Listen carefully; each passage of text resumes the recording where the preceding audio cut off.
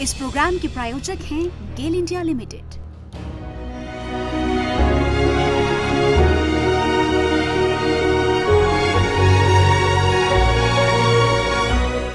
जैसा कि हम सभी को विदित है कि कुछ ही दिनों के बाद हम स्वतंत्रता दिवस की 70वीं वर्षगांठ मनाने वाले हैं। हमेशा की तरह बीते कई वर्षों से सुदर्शन प्रतिष्ठान विशेष रूप से अपने राष्ट्रवादी, सामाजिक और सांस्कृतिक दायित्वों का पालन करते हुए हर वर्ष 9 अगस्त से 15 अगस्त तक स्वतंत्रता महोत्सव सप्ताह का आयोजन करता रहा है।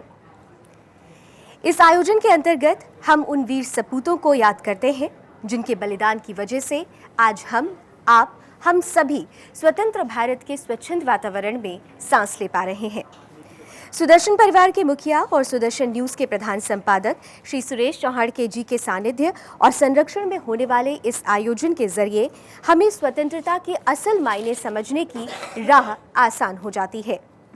आज के आयोजन के अंतर्गत खास तौर से आज हम शुरुआत कर रहे हैं और इस कड़ी में राष्ट्रीय व्याख्यान माला का आयोजन हम हमेशा करते हैं। आज हमारा उद्घाटन व्याख्यान है और इस उद्घाटन व्याख्यान को और विशेष बनाने के लिए हमारे बीच गणमान्य अतिथि भी मौजूद हैं। आज अपने अमूल्य शब्दों से हमें अभिभूत करने के लिए और स्वाधीनता की असल परिभाषा हमें समझाने के लिए हमारे बीच मौजूद हैं भारत सरकार की जल संसाधन, नदी विकास और गंगा संरक्षण मंत्री सुश्री उमाश्री भारती जी। सुदर्शन न्यूज़ का पूरा परिवार उमा जी का बहुत बहुत स्वागत करता है। उमा जी न केवल एक राजनेता हैं बल्कि एक प्रखर राष्ट्रीय और सामाजिक चिंतक भी हैं, एक महान देशभक्त और परमार्थ पथ की पथिक सुयोग्या साध्वी भी हैं। आज हम सभी आदरणीय उमा जी की गरिमामय उपस्थिति में स्वाधीनता की परिभाषा को समझने की कोशिश करेंगे। हम इस कार्यक्रम की शुरुआत करें उससे पहले हम अपने मंच पर आसीन गणमान्य अतिथियों से भी आपको हमारी आज की मुख्य वक्ता हैं, कुछ ही पल में उनके अमूल्य शब्द हमारे बीच होंगे। साथ ही साथ हमारे बीच मौजूद हैं सुदर्शन न्यूज़ के प्रधान संपादक और हमारे परिवार के मुखिया सुरेश चौहान के जी। हमारे साथ जाने माने शिक्षाविद, राजनीतिज्ञ और हमारे स्वागत समिति के अध्यक्ष श्री नंद किशोर गर्ग जी मौजूद हैं।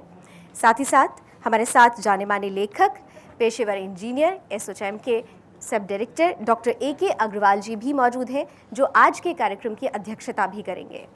हमारे बीच जाने माने समाज से हम उन्हें हेल्थ गुरु के नाम से भी जानते हैं और राष्ट्रीय गोभक्त श्री नरेश शर्मा जी मौजूद हैं और साथ ही साथ जिनका सानिध्य और आशीर्वाद हमें हमेशा प्राप्त होता रहा है, श्री धीरज जी महाराज जी भी हमारे मौजूद हैं। आप सभी का बहुत बहुत अभिनंदन और बिना समय गंवाए हम कार्यक्रम की शुरुआत करते हैं और अनुरोध करते हैं सुरेश जी से कि हमारे आज की मुख्य अतिथि के स्वागत में 2 शब्द कहें और पुष्प देकर उनका स्वागत करें।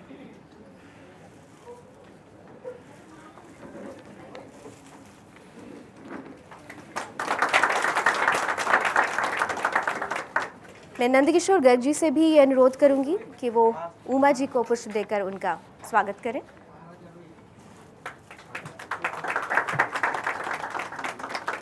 और साथ ही साथ मैं सुरेश जी से अब अनुरोध करूंगी कि हमारे आज के कार्यक्रम के अध्यक्ष डॉक्टर ए.के. अग्रवाल को भी पुष्प देकर उनका स्वागत करें।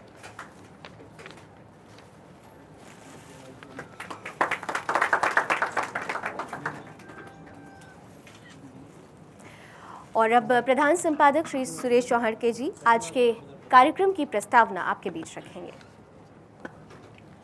भारत माता की जय। भारत माता की जय। हमारे बीच उपस्थित श्रद्धेय उमा जी, धीरज महाराज जी, आज के कार्यक्रम के अध्यक्ष अग्रवाल जी, नंदकिशोर गर्ग जी, नरेश जी, उपस्थित सर्व बंधु एवं भगिनी, आज 9 अगस्त क्रांति दिवस है। आज से 15 अगस्त तक हम पिछले 10 साल से सुदर्शन परिवार की तरफ से स्वतंत्रता सप्ताह मनाते हैं। लोग तो एक दिन भी छुट्टी मनाते हैं, स्वतंत्रता दिवस तक नहीं मनाते। इस खेद का उपाय कुछ होना चाहिए, इसलिए उनके सामने 7 दिन का कार्यक्रम महोत्सव किया जाए, यह हमने शुरुआत 10 साल पहले की और हमें बड़ा आनंद है कि इस साल से हमारी इस कल्पना को भारत सरकार ने, प्रधानमंत्री नरेंद्र मोदी जी ने अपने सरकार के द्वारा देश भर लागू किया है। और अब देश भर सरकार भी इस प्रकार का सप्ताह मना रही है। मुझे याद है जब हमने पहले 2-3 साल तक जब हम सप्ताह मनाते थे तो कई चैनल वाले या कई मीडिया के लोग हमको कहते थे कि अरे एक दिन के कार्यक्रम को तुम 7 दिन क्यों खींच रहे हो, क्या दिखाओगे। लेकिन जब हमने उनके सामने ऐसे हीरो के, जो हमारे वास्तविक हीरो है, ऐसे क्रांतिकारी है, ऐसे उस समय में जिन्होंने अपनी प्राणों की आहुति दी, अपनी जवानी को क्रांति के ज्वाला में स्वाहा कर दिया, ऐसे ऐसे लोगों को बताना शुरू किया, तो 2-3 साल बाद ऐसी स्थिति हुई कि ये कार्यक्रम अब बाकी संगठनों ने भी हाथों हाथ उठाना शुरू किया। आज देश भर में जब ये बड़े पैमाने पर मनाया जा रहा है तो टीम सुदर्शन को इसका मैं श्रेय देना चाहूँगा, जिन्होंने इसके लिए विशेष दीदी जी, मैं ये भी बताना चाहता हूँ कि इन 7 दिनों में हमारे यहाँ कोई छुट्टी नहीं लेता। पूरे सब लोग, सारी टीम यही काम करती है। और साथ में हर व्यक्ति को अपने क्रिएटिविटी से इसमें कुछ ना कुछ अपने ड्यूटी से अलग योगदान देने की भी छूट होती है या आग्रह होता है, वो भी सब लोग करते हैं। आज जो नई युवा पीढ़ी हिंदुस्तान के सामने है, जो सबसे ज़्यादा संख्या में है ऐसा हम कहते हैं, उस युवा पीढ़ी को उतने साल पहले के, क्योंकि आज़ादी की लड़ाई केवल 70 साल पहले लड़ाई गई, वही एक लड़ाई थी ऐसा मैं नहीं मानता। हमारे ऊपर तमाम जो आक्रमण हुए, उन सारे आक्रमणों से और आए दिन कुछ ना कुछ गुलामी की मानसिकता में समाज जो जाता है, उससे मिलने वाली आज़ादी, ऐसे तमाम लड़ाइयों को याद करते हुए इस लड़ाई को लोगों के बीच हम एक नए वर्तमान के साथ जोड़े रखे, ऐसा प्रयास होता है। उसको हम हर साल इससे निभाते हैं। और जो व्याख्यान माला करते हैं उसका शुभारंभ आज आपके हाथों हो रहा है, हमें बड़ी खुशी है। कई लोग मुझे कहते हैं कि टीवी पर इतने बोल्डली बोलने की परंपरा नहीं रही है, तुम कैसे इतने आक्रामक तरीके से बिंदास बोलते हो। तो मैं कहता हूं कि मेरे कॉलेज लाइफ के जीवन में या स्कूल लाइफ के जीवन में मैंने जिनके भाषणों को सुनकर ये बोल्डनेस प्राप्त की है, उनमें आप है। आपका राम जन्मभूमि का आंदोलन या वो सारे आंदोलन हमने तब देखे सुने, और सत्य बोलने की क्या ताकत होती है वो देखा। हिंदुस्तान में कई टीवी चैनल हैं, लेकिन वो जिन बातों को नहीं उठाते थे, वो बातें उठाने के लिए ही सुदर्शन चालू हुआ है। बाकी चैनल तो वो कितने दिन के लिए, कितने बजे के लिए, कौन से स्लॉट के लिए एक नंबर है, अपने आप को इसके लिए विज्ञापन करते हैं, उसके लिए प्रयास करते हैं, स्ट्रैटेजी बनाते हैं। सुदर्शन की अपने जन्म के साथ संकल्प रहा है, जिसको मैं स्ट्रैटेजी नहीं संकल्प कहूँगा, कि केवल चैनल नहीं, देश नंबर 1 बनाना है। और इसलिए यह ऐसा चैनल है जो अपने आप को नहीं, देश को नंबर 1 बनाने के लिए शुरू हुआ है। इस चैनल को भावनात्मक, वैचारिक आपका आशीर्वाद तो है ही, आज आपके प्रत्यक्ष गरिमामय उपस्थिति ने आपको इसको और बढ़ाया है। हम आशा करते हैं कि जो संघर्ष आज तक हम कर रहे थे, आपकी इस पावन उपस्थिति के बाद उसको और गति देंगे और धार देंगे, जिसकी हिंदुस्तान को आवश्यकता है।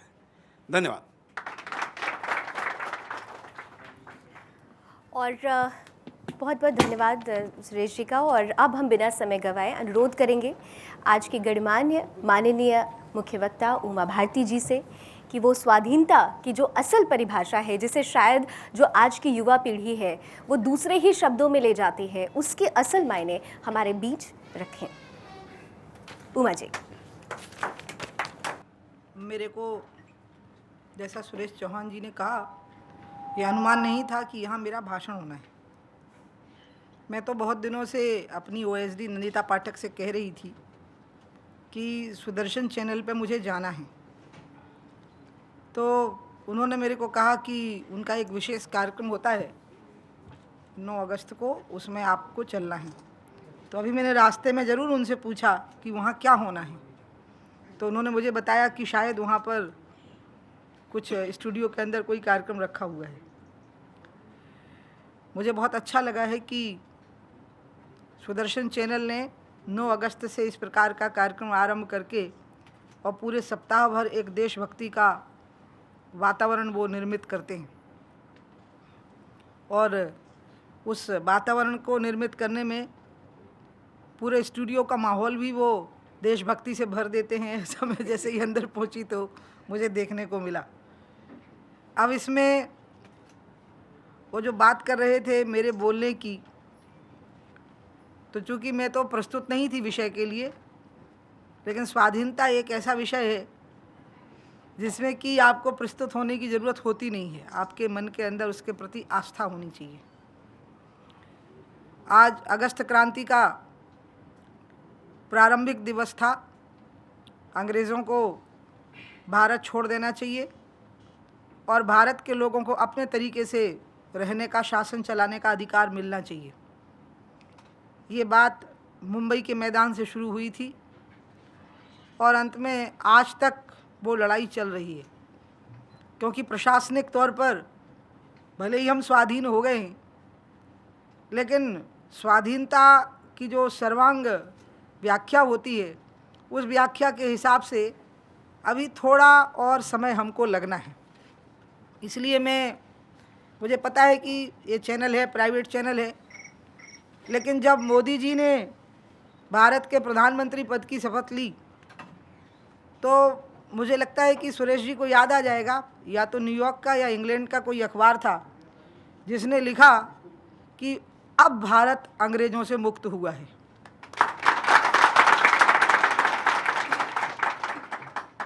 क्योंकि अपने राष्ट्र की समृद्धि पर गर्व होना ये स्वाधीनता का मूल मंत्र है। अगर स्वाधीन व्यक्ति के अंदर स्वाभिमान का अभाव है तो उसको स्वाधीनता भी उसको आनंद नहीं देती, लाभ नहीं देती, ऊर्जा नहीं भरती उसके अंदर। भारत में स्वाधीनता के लिए जो तैयारी की थी जिन लोगों ने, उसमें लोगों के बलिदान भी हुए थे। बलिदान दोनों प्रकार के हुए थे, गोलियां खाई थी, फांसी पर चढ़े थे, और या फिर पूरी ज़िंदगी इसी में होम हो गई थी। जैसे मैंने वीर सावरकर जी की मूर्ति का माल्यार्पण किया, सुभाष चंद्र बोस जी की मूर्ति का माल्यार्पण किया, और तीसरी मूर्ति चंद्रशेखर आज़ाद जी की, वो तो फांसी चढ़े, गोली लगी। सावरकर जी बहुत लंबे समय तक बहुत कठिनाइयों भरी जेल में रहे, और सुभाष चंद्र बोस ने अपनी पूरी जवानी बलिदान दे दी, और जो रहस्यमय परिस्थितियों में उनके जीवन का समारोप हुआ वो आज तक विचारणीय बिंदु खड़े करता है। तो इसलिए आज़ादी विविध प्रकार के लड़ाइयों के आयाम के साथ में हासिल हुई। इसमें जो बात मुझे बहुत, क्योंकि मैं एकदम वो बात कहूँगी, जब व्यक्ति अप्रस्तुत होता है बोलने के लिए तो वो बिल्कुल ठीक ही बात बोलता है फिर। हाँ, मुझे आज भी लगता है कि गांधी जी ने आज़ाद भारत का आर्थिक एजेंडा सेट किया, और आज़ादी के पहले ही उन्होंने आज़ाद भारत के आर्थिक एजेंडे की शायद कल्पना कर ली। इसी प्रकार से आज़ाद भारत का सांस्कृतिक एजेंडा डॉक्टर हेडगेवार जी ने सेट किया, और इसकी कल्पना भी उनने आज़ादी से पहले कर ली, क्योंकि किसी भी देश को खड़े होने के लिए उसका सांस्कृतिक अधिष्ठान और उसका आर्थिक अधिष्ठान, ये दोनों पक्ष बहुत मजबूत होने चाहिए। अगर व्यक्ति को अपनी संस्कृति पर, संस्कारों पर गर्व नहीं है तो वो 2 टाइम की रोटी तो पशु भी खाते हैं। और आर्थिक अधिष्ठान भी स्वदेशी होना चाहिए। गांधी जी ने जो चरखा की बात कही वो शायद कहीं स्वदेशी से जुड़ी हुई बहुत गहरी बात थी, क्योंकि भारत की अपनी ताकत, भारत की नदियों की ताकत, भारत की धरती की ताकत, भारत के भुजाओं की ताकत, भारत के खनिजों की ताकत अपरिमित है, और उस समय तो और ज़्यादा थी। अंग्रेज़ों के द्वारा बहुत ज़्यादा दोहन होने के बाद में भी भारत की ताकत कम नहीं हुई थी। उस ताकत को समझना और उस ताकत के बल पर देश खड़ा हो, इसकी कल्पना गांधी जी ने की, और वही स्वदेशी था। और इसलिए आज़ादी के पहले ही, आज़ादी के बाद का भारत का आर्थिक अधिष्ठान क्या हो उसका, वो स्वदेशी था। जब हम स्वदेशी की बात करते हैं तो लोगों को लगता है कि हम एक ऐसे जो खास करके समझ नहीं पाते हैं इसको, वो स्वदेशी का मतलब समझते हैं मोटे से कपड़े पहने हुए दुखी उदास से लोग, ये स्वदेशी है। स्वदेशी में रेशम है, स्वदेशी में फूल हैं, स्वदेशी में स्वादिष्ट भोजन है, स्वदेशी में जीवन का आनंद है। इसकी वो कल्पना नहीं कर पाती, क्योंकि आनंद की जो डिज़ाइन उनके मन में बैठ गई है, उसमें जो चीज़ें निहित हो गई हैं, उसमें विदेशी चीज़ें हैं। तो उनको ये नहीं कल्पना हो पाती है कि स्वदेशी के अपनी एक सुगंध है, अलग जीवन की रंगत है। और इसी बात को समझाने में समय लगा। मुझे कहना नहीं चाहिए, कई बार क्या होता है कि सवेरा जब हो रहा होता है तो उजाले में भी हल्का सा अंधेरा मिला होता है, धीरे धीरे उजाला सामने आता है। आज़ादी में भी हल्की हल्की गुलामी का अंधेरा मिला हुआ था, इसलिए आज़ादी का सूरज निकल भी रहा था, लेकिन साथ में थोड़ी सी उजाले में अंधेरे की मिलावट थी। और उसके जो दुष्परिणाम आ रहे थे कि हम अपने आर्थिक अधिष्ठान को ठीक से पकड़ नहीं पा रहे थे, जिसको हमें अपनी ज़मीन की ताकत से जिस चीज़ को पकड़ना चाहिए था। खेती की बात करना तो लगता था कि हम पुरातन पंथी हैं, उद्योग की बात करना तो लगता था कि हम बिल्कुल नई बात कर रहे हैं। ऐसी कितनी सारी बातें थीं जिन फैक्ट्स को हमने उस समय पर ठीक ढंग से गांधी जी के हिसाब से संजो लिया होता, जो गांधी जी ने कल्पना की थी, तो भारत तो बहुत बड़ी अर्थ महाशक्ति है ही, और उसको लोगों ने स्वीकार कर लिया होता कि भारत अर्थ महाशक्ति है, जिसमें खेती थी, जिसमें नदियाँ थीं, जिसमें गौ पालन था। परसों प्रधानमंत्री जी ने जो गौ पर टिप्पणी की है वो मैं पूरे 2 वर्ष से कर रही हूँ, और मैं पहले से कह रही हूँ कि गौ रक्षक यानी कौन और गौ की रक्षा कैसे होगी। धर्मशालाओं में गाय रख देने से गौ की रक्षा नहीं हो पाएगी, क्योंकि गाय जो है वो अनाथ बच्चे या विधवा स्त्रियों की संख्या से कहीं बहुत ज़्यादा है। आप अनाथ बच्चों के लिए स्थान बना सकते हैं, आप विधवा स्त्रियों को आजीविका देने के लिए कुछ स्थान बना सकते हैं, लेकिन गायों की संख्या इतनी बड़ी है कि गौशालाओं में गायें रख देने से गाय की रक्षा नहीं हो सकती। और ये बात मेरे मन में खुद पहली बार तब आई जब मैं मध्य प्रदेश की मुख्यमंत्री बनी थी, और मेरे मन में ये बात थी कि हमको मध्य प्रदेश में गौ पालन को बढ़ावा देना है। उन्नत नस्ल की गाय, पहले हमें उसका नस्ल सुधार करना है, फिर नस्ल सुधार के बाद गाय हमारे लिए मरते दम तक और मरने के बाद में भी हमारे लिए बोझ नहीं है, ये बात किसान के मन में जगाना है। फिर बात आई थी कि गाय को बांधने के लिए जगह नहीं बची है, क्योंकि घर के पीछे जो बाड़ा होता था उसमें भी अब घर बन गया है, और गांव में गौचर नहीं बचे हैं। पहले जंगलों में एक भूमि होती थी, उसको गौचर कहते थे, वो जंगल के बीच में होती थी, और उसमें एक गड्ढा सा होता था जो स्वाभाविक प्रक्रिया से जिसमें पानी भर जाता था, और उसके किनारे किनारे घास उगी होती थी, और उस गौचर पर अतिक्रमण नहीं किया जाता था। जब मैंने रिकॉर्ड पता लगाए तो मध्य प्रदेश के गौचर समाप्त हो गए थे। तो मैंने कहा कि पहले गौचरों का निर्माण करो, क्योंकि गाय को सारा दिन घर में बांध के नहीं रखा जा सकता, इसलिए गाय बोझ लगती है। फिर दूसरा, गाय गांव में रहेगी तो कहाँ रहेगी, किसान के घर पे रहेगी तो कहाँ रहेगी, वहाँ जगह बची है कि नहीं बची। पहले इन व्यवस्थाओं को सुनिश्चित करो, फिर उसी के साथ साथ उन्नत नस्ल की गाय यानी गाय का नस्ल सुधार का प्रारंभ करो, ताकि गाय बोझ ना बने। फिर गाय के जो प्रोडक्ट हैं उसका मार्केट, और उस मार्केट का रूट कि वहाँ तक, उस मार्केट तक गांव का किसान या महिला पहुँचे कैसे, फिर ये सारी व्यवस्थाओं की पैकेजिंग करो, तब गाय इस देश में बच पाएगी। अकेले गौशालाओं से, अब मैं आपको बताऊं, ट्रकों को रोक करके मैंने कई बार गायें छुड़वाई हैं, लेकिन समस्या खड़ी हो गई कि छुड़वाई हुई गायें कहाँ जाएं, और वो इतनी बुरी मरी कि मेरे को इतना दुख हुआ जब मुझे बाद में पता लगा कि उन छोड़ी हुई गायों को हम रख कहाँ दें, यही समस्या खड़ी हो गई। और इसलिए ये ज़रूरी है कि गाय की उन्नत नस्ल हो, गाय का नस्ल सुधार हो, एक बार फिर से सारे राज्यों में गौचरों की व्यवस्था कायम हो, हर गांव की वन भूमि के बीच में जो रेवेन्यू की लैंड है वो गौचर के नाम पे रिजर्व हो जाए, और जो किसान गाय रखे उसकी गाय सड़क पे नहीं मिलनी चाहिए। मुझे दिल्ली में वाकई वो लोग महापापी लगते हैं जो दूध गाय का निकाल लेते हैं और फिर गाय को सड़क पे छोड़ देते हैं। गाय कुचली जाती है, गाय घायल हो जाती है, उसको कीड़े पड़ जाते हैं। मैंने ऐसी कितनी गायों को उठवा करके अस्पतालों में भिजवाया है, लेकिन हम कहाँ तक उनको भिजवाएंगे। और इसलिए किसी की भी गाय सड़क पे नहीं मिलना चाहिए। ये सुनिश्चित होना चाहिए गाय वही पाले वही रखे जो गाय को, और दूसरा गाय पूरे समय बांध के नहीं रखी जा सकती, ये आप ध्यान रखिएगा। गाय को पूरे समय बांध के रखने से गाय का स्वास्थ्य खराब होता है, फिर उसका वो दूध भी ठीक नहीं होता, वो दूध भी स्वास्थ्य के लिए ठीक नहीं होता। इसलिए गाय को मूवमेंट चाहिए है। जब इतनी व्यवस्था हो जाए तभी गौ पालन करना है। तो इसलिए अपने आप में एक बहुत बड़ी क्रांति है जो गाय के लिए हमें खड़ी करनी पड़ेगी।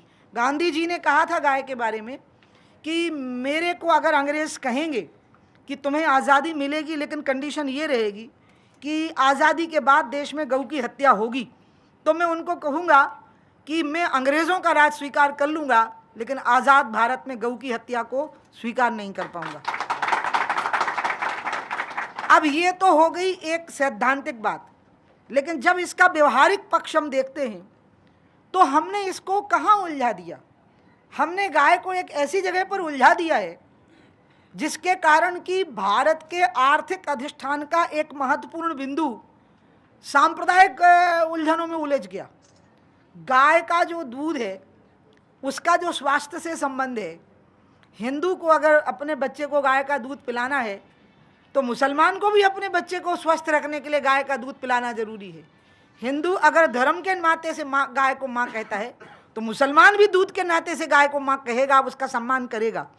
ऐसा माहौल जो हमने नहीं बनने दिया है और हमने उसको इसमें उलझा दिया कि गाय की हत्या करना यानी हिंदू का अपमान और गाय का सम्मान करना यानी कि हिंदू का सम्मान। ये जो चीज़ हमने यहाँ जोड़ दी, अब पूरे देश की राजनीति इसमें विभाजित हो गई है। जो गौ हत्या का समर्थन कर रहे हैं वो मुसलमानों के हितैषी हैं, जो गौ हत्या का विरोध कर रहे हैं वो मुसलमानों के विरोधी हैं।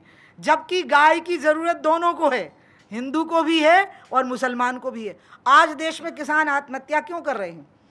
जिन इलाकों में किसान आत्महत्या कर रहे हैं वहाँ की समस्या क्या है? किसान बैंकों के कर्जदार हो गए हैं। बैंकों के कर्जदार क्यों हो गए हैं?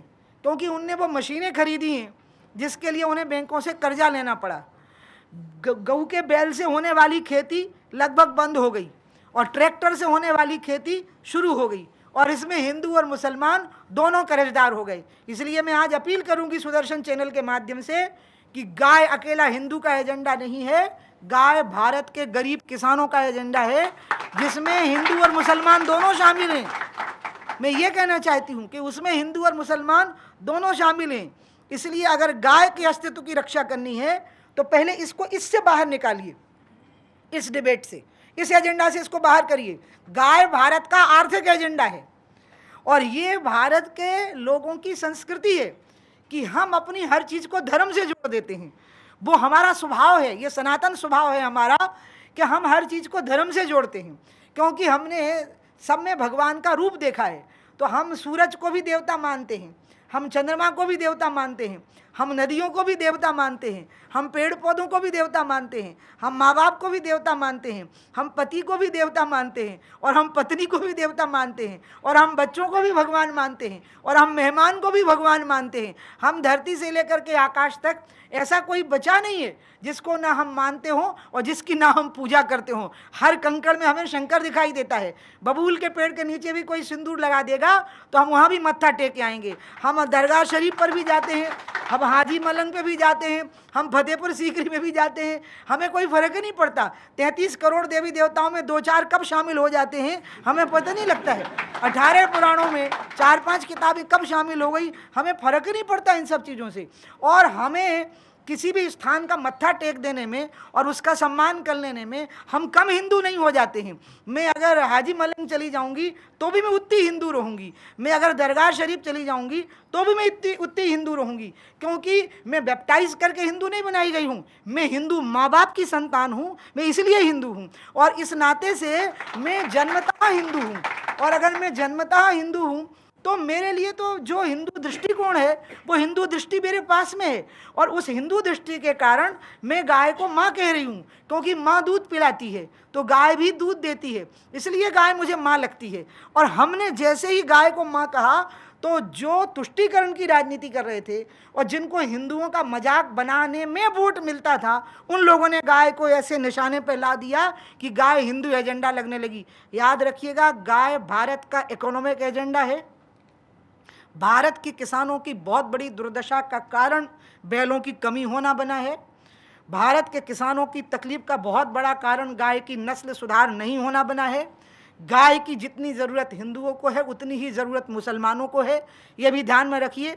और गाय को बांध करके उसको 2 रोटी खिला देने से गाय की न सेवा होती है, न पूजा होती है, न भगवान की प्राप्ति होती है, बल्कि गाय रहे और जैसी गाय को रहना चाहिए वैसी गाय रहे, इसी में गाय का सम्मान है, इसी में गाय की पूजा है, और यही गाय का, जिसको हम कहते हैं कि सच्चा उसका संरक्षण है और संवर्धन है। और इस नाते से जो भी भारत की संस्थाएं इस काम को कर रही हैं वो धन्यवाद और अभिनंदन की पात्र हैं, जो गौ संवर्धन कर रही हैं, गौ संरक्षण कर रही हैं, नस्ल सुधार कर रही हैं और गाय को एक उपयोगी पशु के रूप में साबित कर रही हैं। अब सरकारों का प्रयास ये होना चाहिए कि गौचरों की व्यवस्था हो और अन्य रास्ते निकाले जाएं। ये बात हो गई गाय की।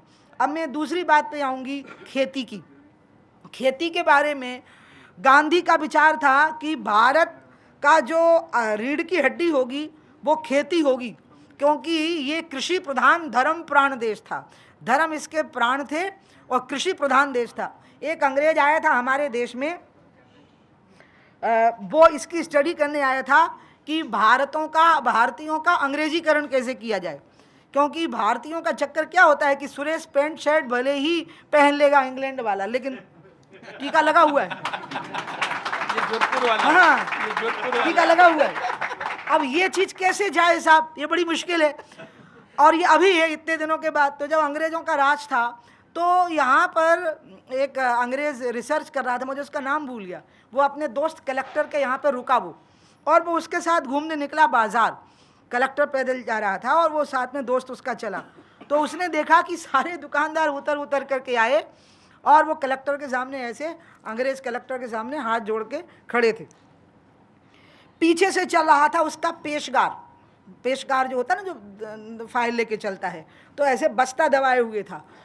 अब वो अंग्रेज़ रह गया देख करके कि कलेक्टर के सामने तो सब लोग हाथ जोड़ के खड़े हो गए, लेकिन वो जो पेशकार था उसके पाँव छूने लगे लोग। अब वो करीब 100 कदम दूरी पर चल रहा था।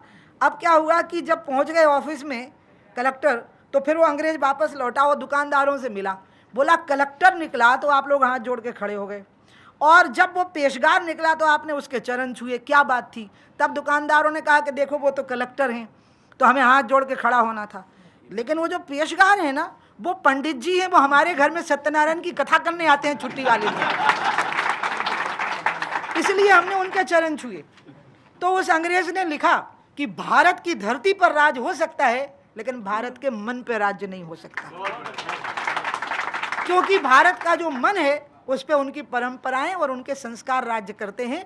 वो कलेक्टर को हाथ जोड़ेंगे लेकिन चपरासी के चरण छुएंगे, क्योंकि उनके घर में वो सत्यनारायण की कथा सुनाता है छुट्टी वाले दिन।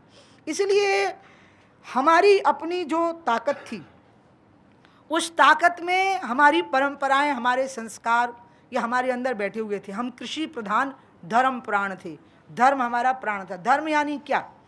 धर्म को नाम देना तब शुरू हुआ जब धर्म एक ऑर्गेनाइज्ड सेक्टर बना है।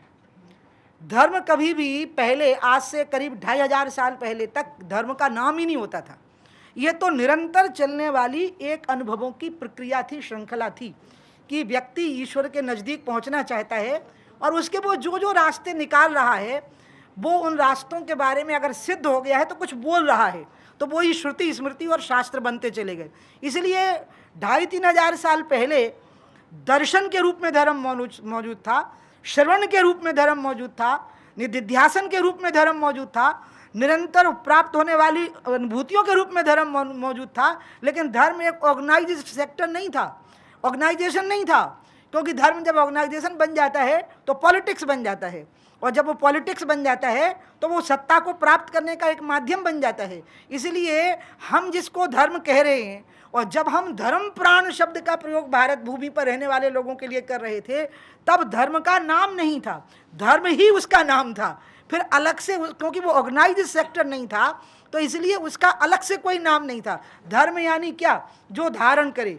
किस चीज़ को धारण करे? हमारे और परमात्मा के बीच के जो दिव्य संबंध हैं, और ये हमारी अपनी डिस्कवरी है, भगवान को खोजना और भगवान को हमें किस रूप में देखना और भगवान को हमें कैसे प्राप्त करना, ये हमारी अपनी डिस्कवरी है। हम वैष्णव भी हो सकते हैं, हम शैव भी हो सकते हैं, हम शाक्त भी हो सकते हैं। और अगर लड़ाई करनी है तो विचार से होगी, तलवार से नहीं होगी। सामने वाले को हमसे अगर सहमत हमें कराना है तो हम शास्त्रार्थ करेंगे उसके साथ में।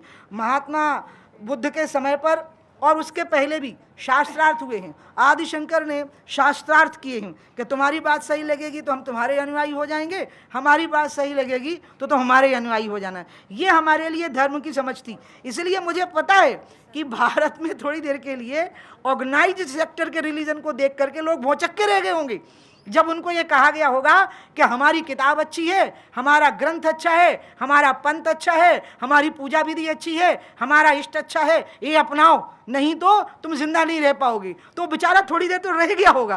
वो इसलिए रह गया होगा क्योंकि उसने तो ये सुना है कि ईशावास्यमिदं सर्वम यत् किंच जगत्याम जगत तेने त्यक्तेन भुंजी था मां गृह कस्वेद्धनम। उसने तो ये सुना है कि ये सारा जगत ही ईश्वर है, ये ईश्वर ही है जो जगत, ये जगत जो है ये ईश्वर ही है जो जगत के रूप में प्रकट हो गया है। उसकी समझ में तो ये आ रहा था। जब उसको बताया गया होगा तो मैं कल्पना कर सकती हूँ कि पहले भारतीय ने, जो पुरातन सभ्यता से अनुभूति प्राप्त सिद्ध व्यक्ति रहा होगा, जब उसने सुना होगा कि एक ग्रंथ है उसको पढ़ो, एक पंथ है उसको मानो, एक देवता है उसको पूजो और एक पूजा विधि है उसको अपनाओ, तो वो हड़बड़ा गया होगा कि तुम कह क्या रहे हो, क्योंकि वो तो अनेकों ग्रंथ, अनेकों पंथ, अनेकों पूजा विधियां, और उसने तो यही सुना होगा। इसलिए कृषि प्रधान और धर्म प्राण, कृषि प्रधान व्यवसाय रहा और धर्म इसके प्राण रहे। धर्म यानी कर्तव्य, धर्म यानी जिम्मेवारी। धर्म के अलग अलग स्तर पर अलग अलग व्याख्याएं हैं। शरीर के स्तर पर इसकी व्याख्या अलग हो जाती है, मन के स्तर पर इसकी व्याख्या अलग हो जाती है,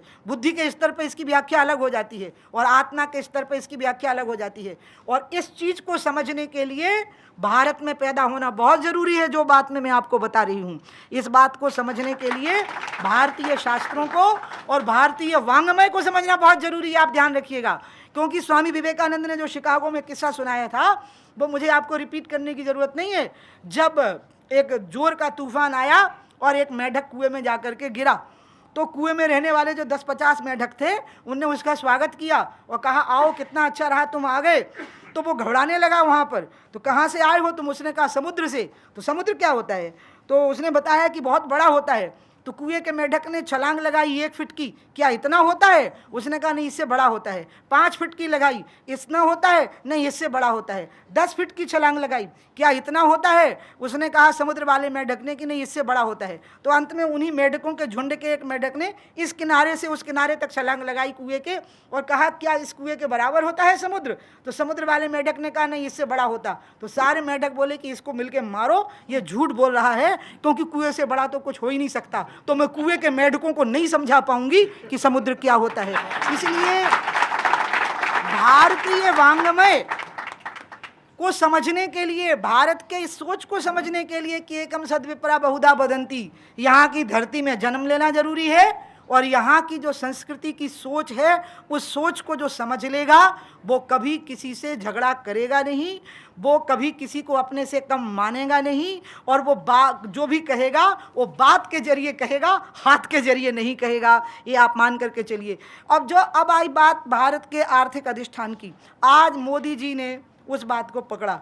मैं मोदी जी का नाम इसलिए नहीं ले रही हूँ क्योंकि वो हमारे पार्टी के प्रधानमंत्री हैं। मेरी नज़र में मोदी जी भारत के प्रधानमंत्री हैं और मोदी जी में दोनों चीज़ें एक साथ मिली हुई हैं, सुभाष चंद्र बोस का जोश और महात्मा गांधी का होश, दोनों बातें एक साथ मिली हुई हैं, क्योंकि दोनों बातों की एक साथ ज़रूरत थी। जोश की भी ज़रूरत थी और होश की भी ज़रूरत थी। जोश की ज़रूरत इसलिए थी क्योंकि पूरे समय भारतीयों को ये कहा गया, अरे हट, अंग्रेज़ी नहीं आती तो स्मार्ट नहीं हो सकते। स्मार्टनेस का संबंध जो है वो अंग्रेजी से हो गया। दूसरी चीज हो गई, अच्छा क्या बातें करते हो, खेती की बातें करते हो, क्या बातें करते हो, ये कोई बात हुई, ऐसा हो गया। मतलब हमारे दिमाग में ये धीरे धीरे बिठाया गया कि हम लोग अगर वैसे नहीं हैं जैसे कि इंग्लैंड के लोग हैं तो हम लोग स्मार्ट लोग नहीं हैं। मुझे अभी एक दिन बहुत मज़ा आया, एक महिला सांसद मिलने आई, मैं उनका नाम नहीं लूँगी यहाँ पर, और उन्होंने मुझे कहा कि मैंने लोगों को बताया कि आपको पता नहीं है कि उमा भारती को अंग्रेज़ी आती है। मतलब उनके लिए ये बहुत रोमांचकारी अनुभव था कि मुझको अंग्रेज़ी आती है। तो मैंने उनको बताया कि हमारे ओरछा में जो टैक्सी ड्राइवर हैं उनको भी अंग्रेज़ी आती है। तो अंग्रेज़ी जानने वाले लोग भी महामूर्ख हो सकते हैं। इस इम्प्रेशन में क्यों रहते हो कि अंग्रेज़ी जानने का लक्षण संबंध बुद्धिमत्ता से होता है। बुद्धिमत्ता अलग चीज़ होती है और अंग्रेज़ी जानना अलग चीज़ होती है। हमें फ्रेंच आवे, हमें इंग्लिश आवे, हमें स्पेनिश आवे, हमें इटालियन आवे, हमें जर्मन आवे, हमें अफ्रीकी भाषाएं आवें। भारत के लोग तो शतावधानी होते थे, एक एक व्यक्ति को 100-100 भाषाएं आती थी। बहुत सारी भाषाओं की जानकारी होनी चाहिए और हमें उन भाषाओं पर गर्व होना चाहिए। लेकिन ये मान करके चलना कि हमें अंग्रेज़ी नहीं आती तो हम स्मार्ट नहीं हो सकते हैं, ये जो दिमाग के अंदर बैठा हुआ है कि अंग्रेज़ी बोलने वाला ही स्मार्ट होता है, ये जो हीन भाव हमारा है, ये हमारी आर्थिक उन्नति में भी बाधक बना। इसलिए वो चीज़ें जो अंग्रेज़ी के माध्यम से हमें नहीं समझाई जा रही थी, वो व्यवसाय से जुड़ी हुई जो चीज़ें थी वो भी हमें ऐसे। अब देखो मोदी जी ने एक बात कही, मैंने उस बात को इतना गहराई से पकड़ा, जो उन्होंने स्किल डेवलपमेंट की बात कही। मुझे याद है मेरे एक भाई हैं, वो इंजीनियर हैं, उनका बेटा इंजीनियर नहीं पढ़ पा, सगे भाई मेरे। एक दिन मैंने देखा वो एक बड़ी मोटी सी किताब अपनी जांघों पर रखे है बेचारा। अच्छा, उसको पता नहीं था कि मैं उसको देख रही हूँ। अटल जी के साथ में मिनिस्टर थी, तब की बात है, मैं उसको देख रही थी दूर से। तो मैंने उसको देखा कि वो पन्ने पलट रहा है, पूरे टाइम पढ़ नहीं रहा है। तो मैं उसके पास आई, मैंने कहा राहुल तुम पढ़ नहीं रहे हो? बोला बुआ समझ में ही नहीं आ रहा क्या लिखा है। तो मैंने कहा पढ़ क्यों रहे हो फिर? तो बोला पापा चाहते हैं कि मैं इंजीनियर बनूँ तो कंपटीशन के लिए पढ़ रहा हूँ। अब मैंने कहा तुम क्या करना चाहते हो? बोला बुआ मेरे को तो बिल्कुल समझ में ही नहीं आ रहा है इसमें लिखा क्या है, और पीईटी करने के लिए वो कह रहे हैं, तो मैं तो ठेकेदारी करना चाहता हूँ। तो मैंने फिर उसके पिताजी को कहा कि आप इसको कुछ मत कहिए, उसको 50,000 रुपये दिलवाए और आज वो कई इंजीनियरों को नौकरी दिए हुए अपने यहाँ पर, अपने पाँव पर खड़ा हुआ। यही स्किल डेवलपमेंट है। हर एक को डॉक्टर बनना यह ज़रूरी क्यों? हर एक को इंजीनियर बनना यह ज़रूरी क्यों? हर एक को MBA बनना यह ज़रूरी क्यों? हर एक को IAS और IPS बनना यह ज़रूरी क्यों? 10वीं पास लड़के को अगर ये लगता है कि मुझे कुछ नहीं बनना, मुझे 100 रुपया दो, मैं अपने पाँव पर खड़ा हो जाऊंगा और मुझे जो बनना है मैं वो भी बन लूँगा, और वो खुद अपने पाँव पर खड़ा होना चाहता है, यही तो स्किल डेवलपमेंट है, यही इस देश का स्वाभिमान है। और वो जब भी खड़ा होगा वो स्वदेशी से ही खड़ा होगा, वो अपने देश की ताकत से ही खड़ा होगा। आज हम खेती में कितने कितने प्रकार के प्रयोग कर सकते हैं। सूखी खेती कैसी होती है, पानी वाली खेती कैसी होती है, बिना पानी की खेती कैसी होती है। बीच की भी कुछ फसलें होती थी जो गर्मी और बारिश के बीच की होती थी, वो ख़त्म हो गई, उनकी नस्लें ख़त्म हो गई। और इसी का परिणाम निकला मराठवाड़ा में जो सूखा पड़ने लगा, बुंदेलखंड में जो सूखा पड़ने लगा। इसलिए खेती की अपनी ताकत और खेती की विविधता, वो हमारी ताकत थी, खेती की ताकत और खेती में विविधता की ताकत। और इसमें दुनिया में शायद इंडियन कॉन्टिनेंट में ही ये ताकत है, बांग्लादेश में, पाकिस्तान में और भारत में ये ताकत है कि हम कई प्रकार की फसल उगा सकते हैं। ये दुनिया में और कहीं नहीं है। वहाँ एक ही मौसम है जिसमें कोई चीज़ उगाई जा सकती है। ये इंडियन कॉन्टिनेंट की ही ताकत है कि हम कई प्रकार की फसलें उगा सकते हैं। उस ताकत के आधार पर हम कई प्रकार के प्रोसेस कर सकते हैं। और आज मोदी जी के मन में वो बात आई है, और इसलिए मुझे लग रहा है कि दुनिया के मार्केट पे कब्जा करने की तैयारी अब हुई है भारतीयों के द्वारा, दुनिया के मार्केट के ऊपर कब्जा करने की तैयारी। और इसके लिए सिर्फ बड़ी बड़ी मल्टीनेशनल कंपनियों में काम करके ही दुनिया के मार्केट पे कब्जा करना है, ऐसा नहीं है। छोटे छोटे काम स्टार्टअप से, स्किल डेवलपमेंट से, अपने पाँव से, मुद्रा योजना से हेल्प लेकर के अपने पाँव पर खड़े होकर के भी हम दुनिया के मार्केट पे कब्जा कर सकते हैं। तो जो आज के दिन की जो लड़ाई शुरू हुई थी, अगस्त क्रांति, मुझे ऐसा लग रहा है कि अब धीरे धीरे अंधेरा छट रहा है और अब हम वाकई उजाले की ओर बढ़ रहे हैं। अब हमारा देश उस स्वरूप में आने की तैयारी कर रहा है जब हम सुदर्शन चक्र भी है हमारे हाथ में बांसुरी भी है, हमारे हाथ में गीता भी है, हमारे हाथ में सुदर्शन चक्र भी है। अगर कोई देश गोपी की चाल चलेगा तो उसको बांसुरी सुना देंगे, अगर कोई देश अर्जुन की तरह सामने आएगा तो उसको गीता सुना देंगे, और अगर कोई देश शिशुपाल बन के सामने आएगा तो सुदर्शन चक्र चला देंगे। अब पूरी की पूरी जो तैयारी है भारत के स्वरूप की, अब वो बन रही है और बिल्कुल सही समय पे बन रही है, क्योंकि दुनिया की सारी विचारधाराओं का पतन हुआ है। पूंजीवादी व्यवस्था ने एक समय पर पूरी दुनिया में राज्य किया, लेकिन धीरे धीरे समझ में आया कि पूंजीवादी व्यवस्था का जो सोच था कि मनुष्य एक शरीर है और उसके शरीर को हर प्रकार के सुख और सुविधाएं प्राप्त होनी चाहिए, शायद वो पर्याप्त नहीं था। फिर साम्यवादी और समाजवादी व्यवस्था आई जिनने ये बताया कि मनुष्य को हमें सब चीज़ों का समान रूप से बंटवारा करके देना है, किसी को अमीर और किसी को गरीब रखना ये ठीक नहीं है, हर एक के पास में अच्छी व्यवस्थाएं उपलब्ध हों इसका प्रयास करना है। तो साम्यवादी व्यवस्था भी दुनिया ने देख ली, समाजवादी व्यवस्था भी दुनिया ने देख ली और पूंजीवादी व्यवस्था भी दुनिया में देख ली और हर व्यवस्था के परिणाम भी देख लिए। पूंजीवादी व्यवस्था ने एक अवसाद का दौर शुरू किया, मनुष्य को अपना जीवन सब सुविधाओं के होते हुए भी निष्फल लगने लगा और इसलिए मैंने देखा कि हरे रामा हरे कृष्णा के फॉलोवर वो लोग बन गए जो पूंजीवादी व्यवस्था में भी चरम पूंजी के ऊपर बैठे हुए लोग थे, क्योंकि उन्हें लगा कि इन सब सुख सुविधाओं के अलावा भी कुछ और है जिसकी मुझे तलाश है। मैं सिर्फ शरीर नहीं हूँ, मेरे अंदर कोई और बैठा है जो व्याकुल हो रहा है कहीं और जाने के लिए। और उससे वो इतना व्याकुल हो गया कि वो सिर मुड़वा के सवेरे 3 बजे उठ करके ठंडे पानी से नहा के उबली सब्जी खाने लगा वो, और वो इनका भक्ति वेदांत प्रभुपाद का फॉलोअर हो गया। पूंजीवादी व्यवस्था वाले देश थे जहाँ पे पहले उनके फॉलोअर पैदा हुए, सो पूंजीवादी व्यवस्था ध्वस्त हुई, समाजवादी व्यवस्था ध्वस्त हुई, आज चीन मार्केट की व्यवस्था में आ गया, साम्यवादी व्यवस्था ध्वस्त हुई, रूस की तो पूरी सोवियतें ही टूट गई, वो स्थिति बन गई। अब एक व्यवस्था ऐसी है जिसका अभ्युदय हो रहा है और सही मौके पर हो रहा है, क्योंकि समाजवादी, पूंजीवादी और साम्यवादी व्यवस्था इन तीनों के नाम अलग थे लेकिन गोत्र इनका एक ही था, भौतिकवाद। ये सब भौतिकवादी व्यवस्थाएं थीं और ये अनीश्वरवादी व्यवस्थाएं थीं। अब वो समय आया है जब ऐसा लगता है कि जैसे मानवता के अंदर एक तड़प है और वो एक विचारधारा की तलाश में है और वो विचारधारा भारत से उठेगी और वो है एकात्म मानववाद की व्यवस्था, एकात्म मानववाद का सोच जो भारत की धरती से उदय होगा। सही समय पर वो उदय हुआ है। पंडित दीनदयाल उपाध्याय जी ने उसको राजनीतिक दर्शन के रूप में दिया था, लेकिन इसके पहले एक स्वयंसेवक के नाते उन्होंने उस विचारधारा का अनुभव किया था और उसको समझा था। मैं स्वयंसेवक की बात इसलिए कह रही हूँ क्योंकि संघ के स्वयंसेवक होने की बात आती है तो लोग गोडसे की बात उठाते हैं, और जब लोग गोडसे की बात उठाते हैं तो लोग चाहते हैं कि हम उस बारे में अपोलोजेटिक हो जाएं। तो मैं एक ही सवाल लोगों से करती हूँ कि आप एक चीज़ को भूल जाते हो कि जब इमरजेंसी हटी और इंदिरा जी पर ट्रायल चला तो भोला पांडे नाम के एक कांग्रेसी ने हवाई जहाज़ का अपहरण कर लिया था, लेकिन उस हवाई जहाज़ के अपहरण के लिए हमने इंदिरा गांधी को जिम्मेवार नहीं माना था। जब पंजाब में आतंकवाद हुआ तो भिंडरावाले स्वयं कांग्रेस के ही कार्यकर्ता थे, जनरल सिंह भिंडरावाले, और वो एक पोलिंग एजेंट भी रहे थे, लेकिन हमने कभी जनरल सिंह भिंडरावाला के लिए इंदिरा गांधी को जिम्मेवार नहीं माना। इसलिए गोडसे कभी हमारे यहाँ आया होगा, चाय वाय पी करके चला गया होगा, और उसके लिए गोडसे के साथ हमें जोड़ देना और हमसे माफ़ी मंगवाना, तो भोला पांडे के लिए इंदिरा गांधी से माफ़ी मंगवानी चाहिए थी, जनरल सिंह भिंडरावाले के लिए राजीव गांधी से माफ़ी मंगवानी चाहिए थी।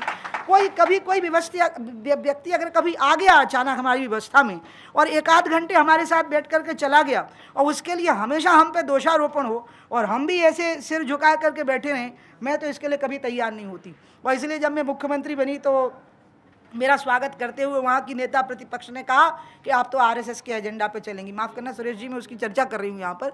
तो मैंने कहा कि हाँ मैं चलूँगी, मैं ऐलान करती हूँ कि मैं आरएसएस के एजेंडा पे चलूँगी और मैं चाहती हूँ कि आप भी चलें ताकि इस देश का विकास हो और देश आगे बढ़े। तो इसलिए कुछ चीज़ों में हमें अनअपोलोजेटिक होना पड़ेगा। जब तक हम क्षमा प्रार्थी बने रहेंगे, जब तक हम अपोलोजेटिक होते रहेंगे, लोग हमें गालियां देते रहेंगे, और जिस दिन हम हुंकार भर करके शेर की तरह खड़े हो जाएंगे सामने कि ये सही है और ये गलत है, उसके बाद फिर हमारे सामने कोई चू करने की हिम्मत नहीं कर पाएगा। और इसलिए वो समय आ गया है जब हम कहें कि अब मुल्क जो है वो एक नए विचारधारा को देगा, एकात्म मानववाद की विचारधारा को, और वो पूरी दुनिया पर वो विचारधारा चलेगी जिसमें हमने शरीर के अस्तित्व को माना, जिसमें हमने मन के अस्तित्व को माना, जिसने हमने बुद्धि के अस्तित्व को माना, और जिसमें हमने आत्मा के अस्तित्व को माना, और हर एक की जो आकांक्षा है, आवश्यकता है, उसको पूरा करने की हमने बात कही, और वही वास्तविक स्वाधीनता होगी। और मैं आज यहाँ से सुदर्शन चैनल से लाखों लाख दुआएं देती हूँ मोदी जी को, अपने प्रधानमंत्री को, कि सही समय पर प्रकट हो गए वो सही व्यक्ति हैं। और इसलिए वो मैं उनको कहती हूँ कि वो द्विज हैं। द्विज का मतलब होता है दो जन्म लेने वाले। एक जन्म उनका माता की कोख से हुआ है और एक जन्म उनका भारत की जनता की आकांक्षाओं की कोख से हुआ है। भारत की जनता की जो आकांक्षाएं हैं उससे उनका दूसरा जन्म हुआ है। मैं उनको बहुत बहुत आज के दिन शुभकामनाएं देती हूँ कि आज के दिन जो हुतात्माएं थीं, आज़ादी के लिए जो लड़े थे, 1857 की क्रांति से लेकर के 1947 तक, उन सारी हुतात्माओं का उनका जो भी सपना था उसको मोदी जी पूरा करें, और उसको हमारे देश के नौजवान लड़के और लड़कियां मिल करके उसको पूरा करें, ये मैं मनोकामना करती हूँ। नमस्कार। सबसे पहले मैं कहना चाहूँगा कि माननीय केंद्रीय मंत्री उमा भारती जी का व्याख्यान एक बहुत ही व्यवहारिक, out of the box thinking और प्रेरणापूर्वक था। गौरक्षा के बारे में जो उन्होंने तथ्य बताए वो अनुकरणीय है, और सभी इस पे पालन करें तो इसका देश का भला होगा। विकास की बात करी, और एक सबसे अच्छी बात उन्होंने कही, सांस्कृतिक और आर्थिक संतुलन का आधार होना चाहिए स्वदेशीकरण। ये बहुत ज़रूरी है। स्वाभिमान जरूरी है। समृद्धि पर अपनी समृद्धि पर गर्व होना बहुत ज़रूरी है। एकात्म मानववाद की उन्होंने बात की। कुछ चीज़ें मैं बताऊंगा कि फ्रीडम और इंडिपेंडेंस ये दो अलग अलग विषय हैं। फ्रीडम प्राप्त करना बहुत मुश्किल है, इंडिपेंडेंस भी मुश्किल है, लेकिन फ्रीडम उससे भी कहीं ज़्यादा डिफ़िकल्ट है। फ्रीडम एक मानसिक क्रिया है, इंडिपेंडेंस एक रेगुलेटरी सिस्टम है, गवर्नेंस का एक सिस्टम है। फ्रीडम के लिए इंडिपेंडेंस ज़रूरी है। भारत एक फॉर्चुनेट देश है चूँकि हमारे यहाँ इंडिपेंडेंस है, लेकिन मैं कहूँगा कि पूर्ण फ्रीडम हमें प्राप्त करनी है। जैसे उमा जी ने भी कहा कि अभी पूर्ण फ्रीडम हमें प्राप्त करनी है। आज के युग में मानसिक क्रिया पर कंट्रोल इतना आसान नहीं है। जैसे जहाँ एक तरफ आतंकवाद का ज़माना हो, अलग अलग टाइप की बुराइयाँ हों, अलग अलग टाइप की बीमारियाँ हों, खाने में केमिकल्स हो, तो उसमें मानसिक क्रिया को संतुलन करना इतना आसान नहीं। इसके लिए स्वच्छता भी ज़रूरी है। मोदी जी ने स्वच्छ अभियान शायद इसी वजह से किया कि स्वच्छ भारत होगा, सुंदर भारत होगा, तो मानसिक क्रिया भी सुंदर होगी, विकास बढ़ेगा। एक दो पॉइंट मैं आपको बताता हूँ। महात्मा गांधी जी ने कहा था कि ये जो फ्रीडम है ये हमारी सांस है, ब्रीथ ऑफ लाइफ है, ये प्राइसलेस है, इसकी कोई कीमत भी नहीं है। अब्राहम लिंकन सेड वंस कि America will never be destroyed from the outside. If we falter and lose our freedom it will be because we destroyed our selves. It means कि यदि हमारी कभी फ्रीडम ख़त्म होगी तो हम ही ख़त्म करेंगे, इसे बाहर वाले कोई ख़त्म नहीं करेंगे। तो हमें अपनी फ्रीडम को बढ़ाते रहना है, समझदारी से इसके संभाल के रखना है। स्वामी विवेकानंद का मैं बताता हूँ एक उदाहरण। We may gain political and social independence but one is a slave to his passions and desires. One cannot feel the pure joy of real freedom. यदि हम दूसरे का ध्यान ना रखें, दूसरे के विकास का ध्यान ना रखें, अपने अपने में ही सिर्फ फिजिकल एक्टिविटी पे ध्यान रखें, तो वो कोई रियल फ्रीडम का मतलब नहीं है। गीता में बड़ा फ्रीडम के बारे में काफ़ी कुछ बताया गया है कि अपने माइंड को कंट्रोल करो आप, यही फ्रीडम है।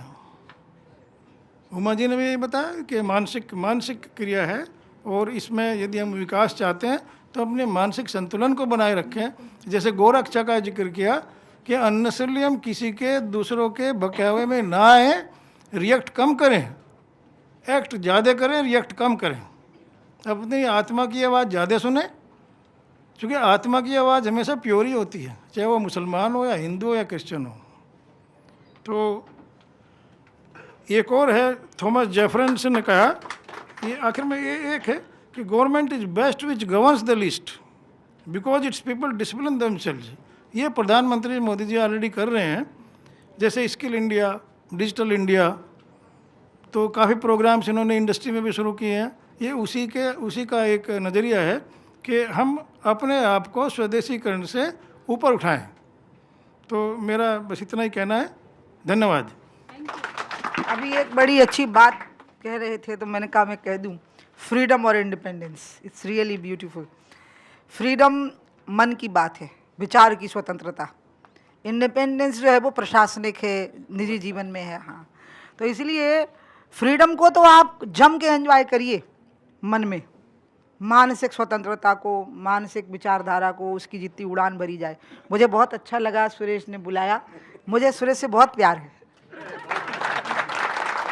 बहुत, जैसे एक माँ को अपने छोने से होता है। और मुझे रीजन भी नहीं मालूम कि ऐसा क्यों है। छोना कहाँ है? जैसे गाय का बछड़ा होता है, हिरण का छोना होता है, वैसा कहाँ है? मैंने छोना बहुत ही मीठा वर्ड होता है। मुझे सुरेश से बहुत प्यार है, और इसलिए मैं नंदिता को पूरे समय बोलती थी मुझे सुदर्शन टीवी पे जाना है। और आज इतने सुंदर दिन पे आप हमें लाए हो, आपको बहुत बहुत धन्यवाद। हमारा देश आज़ाद था, जो लोग समझ रहे हैं कि उनने हमारे देश को गुलाम रखा वो मूर्ख लोग हैं। हम तब भी आज़ाद ही थे, और भविष्य में तो हम हर प्रकार की आज़ादी का आनंद लेंगे। इन्हीं मनोकामनाओं के साथ में मैं अपनी बात समाप्त करूँगी और इस कार्यक्रम को भी समाप्त करवाना चाहूँगी। इस प्रोग्राम के प्रायोजक हैं गेल इंडिया लिमिटेड।